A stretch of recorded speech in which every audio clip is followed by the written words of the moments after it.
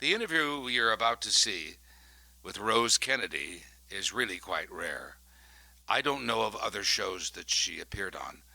She appeared with me because she called me up on the phone one time from Hyannisport, where she watched the show from the Boston station every day and bawled me out for some misinformation I had on a Saint's Day in England. And we just got to talking. We became friends. I invited her on the show, and she made two appearances with me. The mother of the entire Kennedy clan, Rose Kennedy. Once in a while, the publicity is rather difficult, but in the long run, I think we've all enjoyed it. And as I said the other day, one of our grandchildren said she didn't think she'd get married, one of the girls, because she didn't want to change her name from being a Kennedy. So that they're all, I think, very happy. You do have grandchildren. Oh, yes, we have 28, and they're all together at Hyannis in the summer, on the boats and swimming and playing tennis together. Of course, now they're growing older, so I'm looking forward to a very interesting life as they go to different schools and have different experiences. The oldest is only 18 now, so that, of course, they've been rather limited in their activities. Although Joe went abroad a year ago, went to Spain, and had a very interesting experience there. This is Senator Bobby's son. Yes, and then his other son, Bobby, is interested in birds and animals of all sorts, so he went to Africa and photographed them there and watched some of the animals there that he was interested in. So all these experiences, as I said, are wonderful for a grandmother because they give me a new interest and stimulate all of us. So we're really very thankful. Right.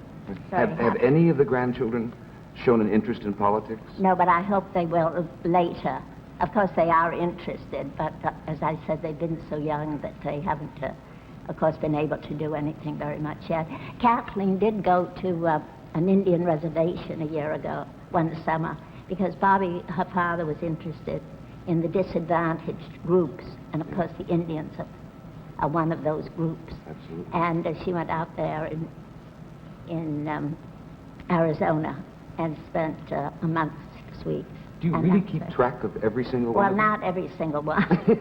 Keeping track of their names alone would be a chore. But Christmas they're very cooperative. If I tell them their grandfather isn't feeling well or he's tired, they'll be quiet.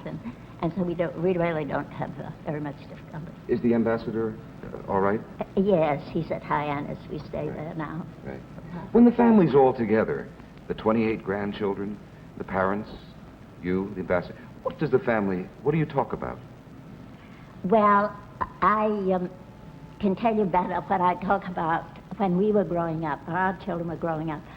Sometimes the grandchildren come to a lunch or dinner, a little group of them, 6 or 8, because I always believed in having the children in different groups.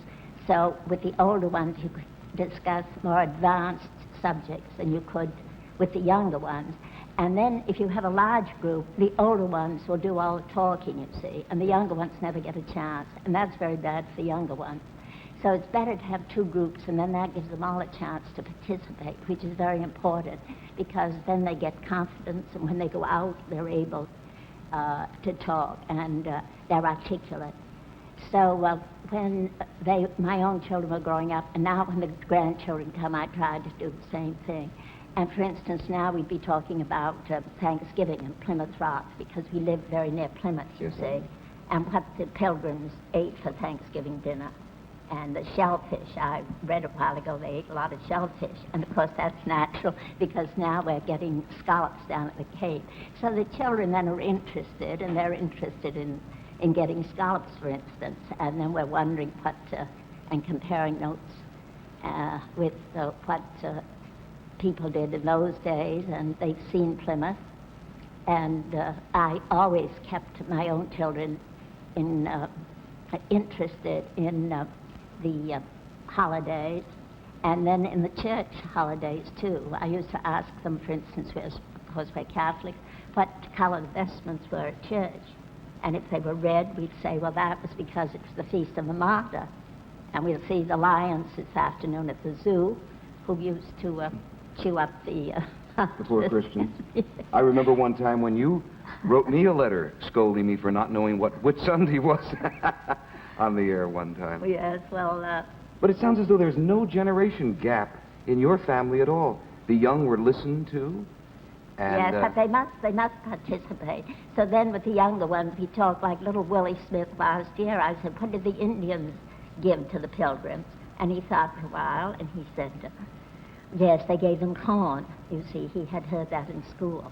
But if he were with the older children, he wouldn't dare make a remark. Do you recall, Mrs. Kennedy, a moment in President Kennedy's life where he seemed to signal an interest in politics or wanting to become President of the United States?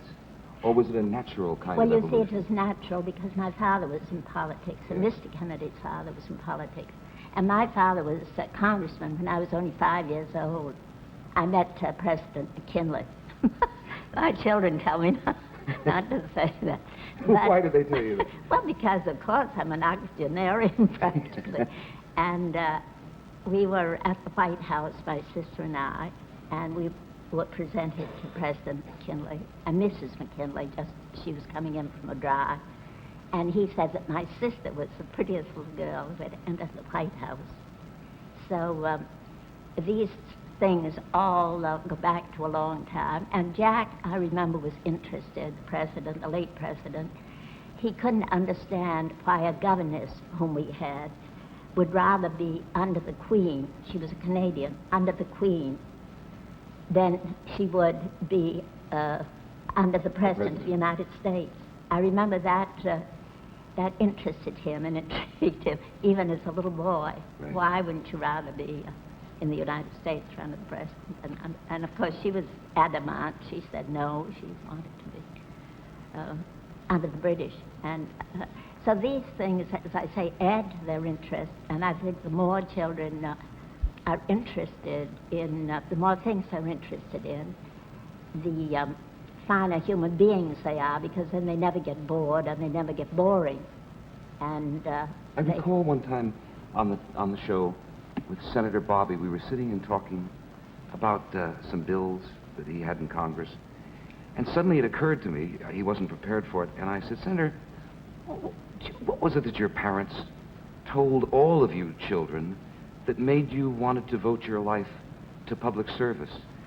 And I remember he was stunned for a minute, and he said, I do remember my parents always said that America had been very good to the Kennedys, and we darn well better put something back into it, which is a great philosophy for everybody in the country. Well, there was a quote from, I think it was Luke in the Bible, too, of those to whom much is given, much is required. After all, if you've been given great advantages, you should really use them for humanity or for the common good. And my husband thought that they should devote themselves to government or public service. I thought one of them should go into business because my husband had tremendous business interests. And sometimes I thought that, but no, he said no, they should devote themselves to, as I said, public service and government. And I'm sure that's what Teddy would always do under one form or another. He will always be interested and always try to contribute to the humanity or to the government or to whatever, in whatever sphere he can be most useful. Senator Teddy has been going through an acute personal struggle at the moment. What is his mood, Mrs. Well, Kennedy? as I said, I think that he feels that he always wants to devote himself to that particular thing, to government service, and he will always do it in one capacity or another. I don't know what the future will bring, but that is his firm resolve, in which, of course, I cooperate very sincerely. Another thing that seems to me, as an observer, that you, here, have some water, that you feel it's necessary for you to be at home and to keep the family together. That is still your commitment to all of them, isn't it? No, but I love to travel. I always like to travel, much better than my husband. He said if he got someplace where he was comfortable, he wanted to stay there. Right. I wanted to go to a different place every year. And when we used to go to Europe on the boat, I used to like to go in a different line every year, the German line, the French line, the British line. For a taste of everything. If he got a good line, he stuck to the United States line where he was comfortable, he said. And I was it. But no, But you've been there. a every time rambling the rose. boys- My father used to call me a rambling rose. Mrs. Kennedy, I know about the Joseph P. Kennedy Jr. Foundation and its Flame of Hope project and your work for mentally retarded. How did you become interested? Well, we had a retarded child born a year and a half after Jack, who was our second son. And then we had 6 perfectly normal children. I always make this statement because some people are discouraged when they have one child. They are afraid others will follow, but that is not very often the case. And then when our eldest son was killed in the war, we decided as a memorial to him, we would establish the Joseph P. Kennedy Jr. Foundation. And the finances from that foundation would be devoted to mental retardation. Do we know anything more about the causes or cures? Oh, yes, we know a great deal more, and I think I've spoken of that before, the prenatal care and one thing or another, and the diet, and then, of course, people should see their doctors beforehand. A great many people do not, especially in the disadvantaged groups. But we have the clinics, and then we have the ARC, the Association for Retarded Children. And my daughter Eunice has done quite a lot of work in France. They did very little over there for the retarded children. And in Sweden, I went to Sweden one year, and the Boy Scouts and the Girl Scouts cooperate with the retarded children in sports and in outings, one thing or another. And that's a wonderful idea. So that now people have brought this subject into the light, and they are discussing it, and they are doing something to help these children. And we are pushing it all the time. What is this vaccine that I hear about? Well, Rubella. that's very, very important. You see, measles can cause brain damage. So we have a vaccine now which will prevent measles, and we're hoping ultimately that all the children will be vaccinated against measles. Rubella? And rubella is German measles, is a name for German measles, which is a different form of measles. And people do not realize many times that their children have rubella. They come home from school, or they're at home, perhaps they have a fever, or they have a few spots, a few days, and disappears. But these children, if they come in contact with pregnant women, the baby which will be born in the future may be affected. What sustains you? Because none of us can comprehend all that you've had to I endure. think God has given us a lot of joy as well as sorrows. He's given us, as I say, triumphs as well as ordeals. And as the book written about Michelangelo, the title was The Agonies and the Ecstasies. We've had great ecstatic moments. And we've had these tragedies, but the ecstasies and the triumphs are greater than the tragedies.